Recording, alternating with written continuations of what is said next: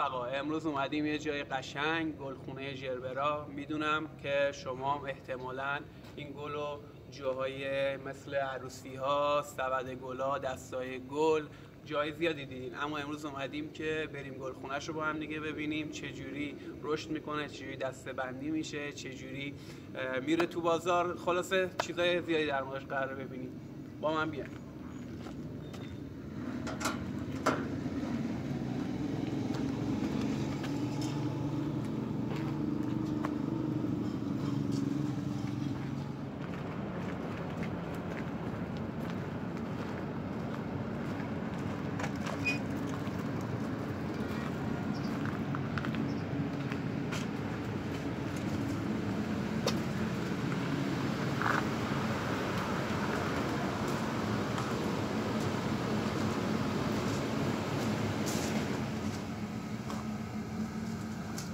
رسیدیم داخل گلخونه. اینجا گلخونه ژربراست، همونطور که اول ویدیو بهتون گفتم. کلا از این گل 60 مدل داریم که 16 مدلش رو داخل ایران داریم و تو این گلخونه الان ما تقریبا 8 رنگش رو داریم. گلایی که این الان کاملا باز شده، گلای قونچش و گلایی که هنوز خیلی بچن ریزن. خدمتتون عرض کنم که گلخونه ها یه جوری هن که تو حتی سرمای زمستون هم این گلا خیلی راحت توش رشد میکنن. بخاری داریم اینجا، سیستم گرمایشی، هیتر، سیستم خنک کننده برای تابستون که فنایی که اون سمته. و یه چیز جالبی هم که الان داریم اینجا بهتون نشون بدم، یه سری برق اینجا آویزون کردم، حالت چسبه که پشه‌ها و آفت‌ها میان روی این میچسبه. خیلی جالبه و محیط گلخونه رو پاک میکنه از پشه‌ها و آفت‌های ریزی که حالا تو هوا هست. با هم دیگه چند تا این رنگاشو بریم ببینیم.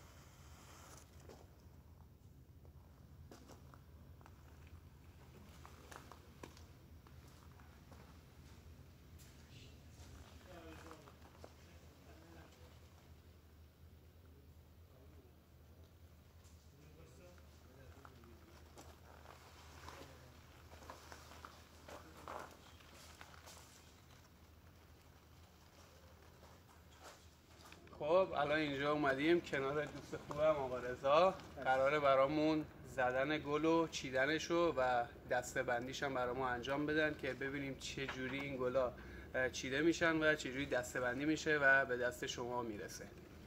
آقا رضا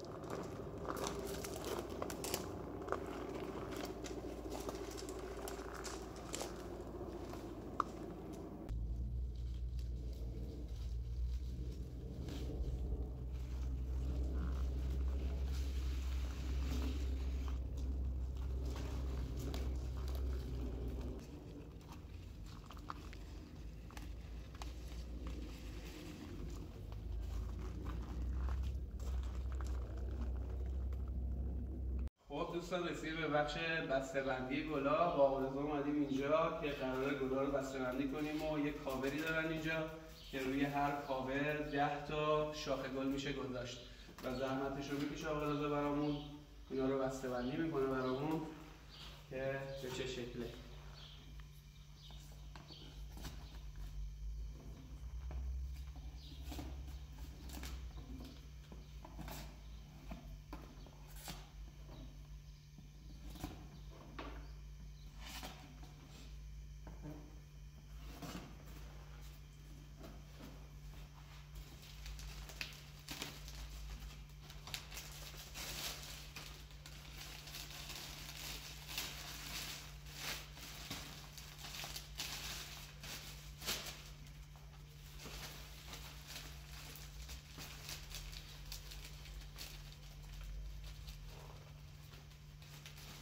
به به به به.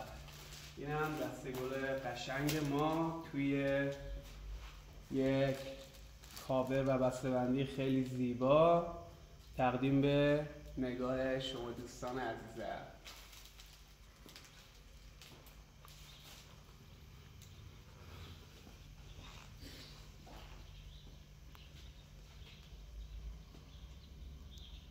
خب دوستان ولاگ امروز ما به پایان رسید. گلخونه ژلورا بود، گلای خوشگلی چیدیم از اینجا.